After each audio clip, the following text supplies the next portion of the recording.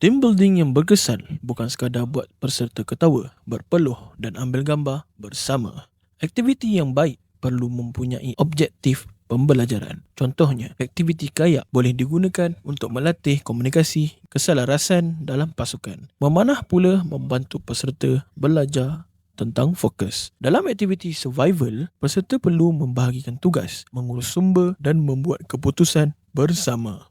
Manakala eksplorasi gua boleh menguji kepercayaan, keberanian dan cara pasukan bertindak dalam situasi yang tidak biasa. Pendekatan ini dikenali sebagai experiential learning. Peserta bukan hanya mendengar teori, tetapi mereka melakukan aktiviti, mengalami cabaran dan membuat refleksi daripada pengalaman tersebut. Konsep latihan seperti ini boleh dijalankan di Tokmat Village and Adventure Park untuk sekolah, IPT, NGO dan organisasi korporat. Sebab latihan yang paling diingati bukan yang paling banyak nota, tetapi yang peserta alami sendiri.